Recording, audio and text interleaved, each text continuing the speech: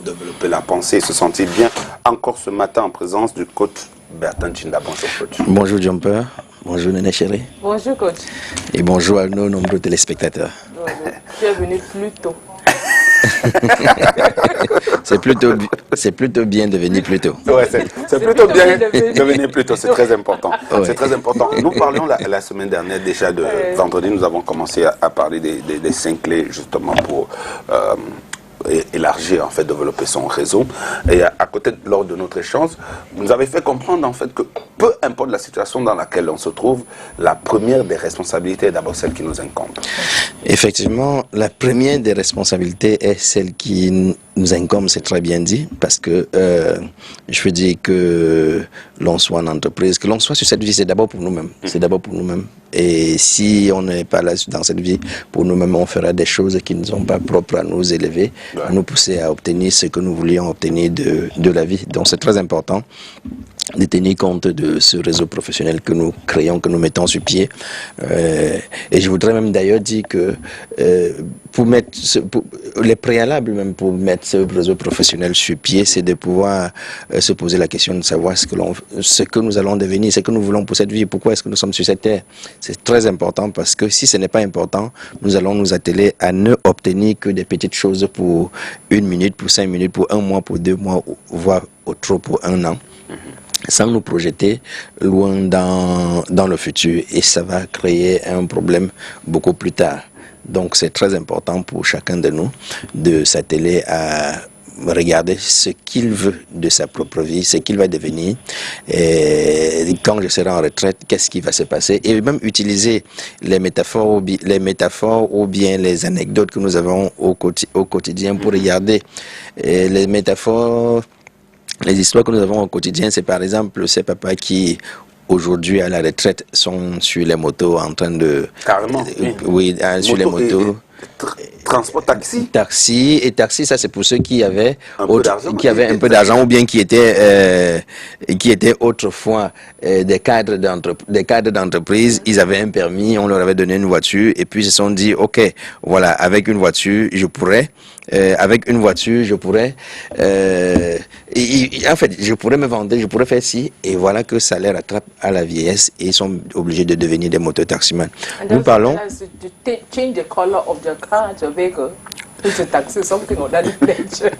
et ça c'est encore mieux. Nous rions, mais c'est très difficile et c'est encore mieux pour certains, parce que pour certains, ils sont carrément assis à la soudanaise, au marché des fleurs, avec l'assiette en train de demander de l'argent.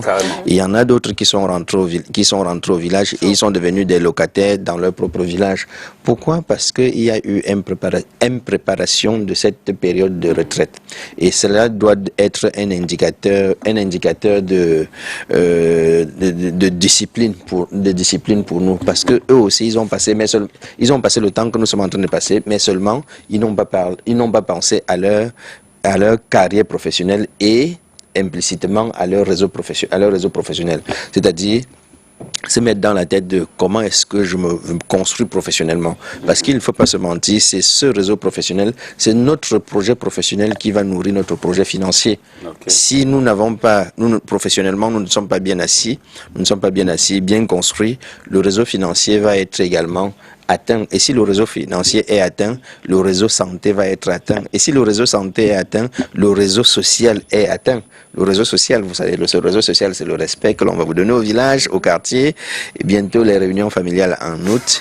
Et il y en a des... Vous allez être celui qui va acheter la boisson. Vous allez être celui qu'on va envoyer, oui, qui va discuter. Vous allez discuter, c'est vous qui allez vous battre pour être celui qui ira acheter les boissons. Et appeler votre fils papa, tonton, le dernier papa, tonton, simplement parce que il y a une petite chose, c'est-à-dire le regard sur votre plan professionnel qui n'a pas été tenu en compte. J'ai une anecdote là, je lu quelque part dans les réseaux sociaux. Il y a un papa qui appelle son neveu. Un tout petit garçon, il appelle. Mais on est à la réunion depuis le matin, on t'attend à la réunion, il est 17h. Il dit, tonton, je m'excuse, je devrais venir plus tôt, mais j'étais fatigué, je dormais. Il dit, ah, désolé d'avoir troublé ton sommeil. Il dit, désolé d'avoir troublé ton sommeil. Il dit, bon, je vais vous envoyer 500 000 francs. Vous allez vous allez prendre quelque chose avec en attendant que j'arrive. Il dit, dors bien, dors, même si tu peux dormir jusqu'à demain, il n'y a pas de problème, on t'attend. Est-ce qu'on est pressé? On est pressé pour aller où? Donc, ça fait rire, mais je dis, c'est pas bien. Nous rions, mais nous n'aimerons pas être à la place de ce tonton qui est obligé de se mettre à quatre pattes pour demander quelque chose à manger à son frangin. Donc, pour éviter cela, nous devons être responsables de notre projet professionnel. Et pour être responsables de notre réseau professionnel, nous avons vu tout dernièrement comment est-ce qu'on peut être intéressé par notre boulot et être intéressant. Et nous disons aujourd'hui que notre projet professionnel, ce n'est pas seulement l'emploi que nous avons, c'est comment est-ce que nous nous construisons professionnellement pour devenir meilleur dans notre secteur, pour devenir meilleur dans notre secteur aujourd'hui que nous l'avons été hier et moins que nous le serons demain. Cela fera en sorte que nous puissions être mis sur le marché de l'emploi. Et être hyper compétitif. Et justement, je voulais poser la question, coach, est-ce que développer son réseau professionnel aussi, ce n'est pas une manière en fait d'éviter de mettre tous ses œufs dans le même plat? Parce qu'en fait, quand vous développez votre réseau, avant qu'on entre dans les clés, à partir du moment où vous avez développé justement votre réseau professionnel, ça vous permet d'avoir des antennes. Vous avoir des antennes qui deviennent des ramifications. Oui et non. Oui, parce que cela vous permet d'être capable de quitter d'où vous êtes pour vous proposer quelque part. Vous êtes sur le marché de l'emploi.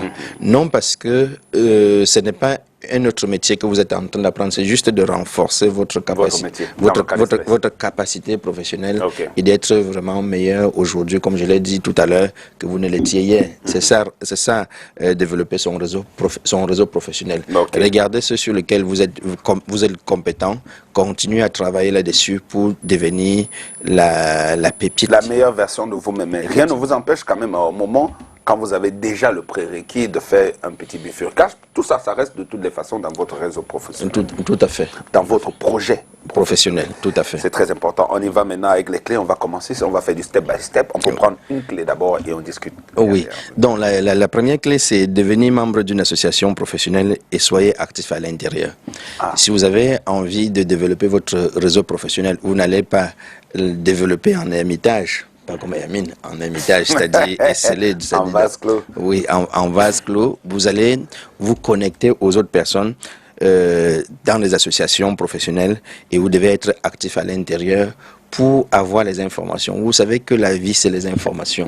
C'est-à-dire quand vous n'avez pas l'information, vous allez loin à rien. Si vous n'avez pas l'information, par exemple, dans votre réseau professionnel, on a migré. Et en fait, je vais dire, je prends l'exemple des caméramans.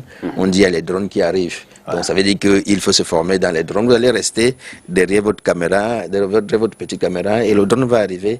Il va chercher les gens qui se sont développés parce qu'ils se sont mis dans les réseaux professionnels. Ils ont pris l'aptitude de manipuler les drones et vous allez être mis de côté. Donc non seulement en ne développant pas votre réseau professionnel, vous n'êtes pas compétent, mais également vous pouvez perdre votre emploi. C'est-à-dire vous pouvez vous retrouver en train de perdre l'emploi parce que vous êtes usé. Donc c'est pour cette raison que c'est important de devenir membre d'une association professionnelle et d'être actif à l'intérieur pour être à la pointe.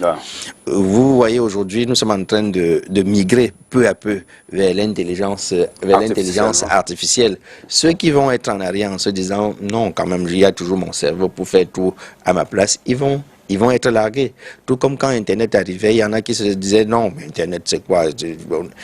Aujourd'hui, ils sont largués. Tout comme quand l'informatique arrivait, les gens qui étaient dans la dactylographie.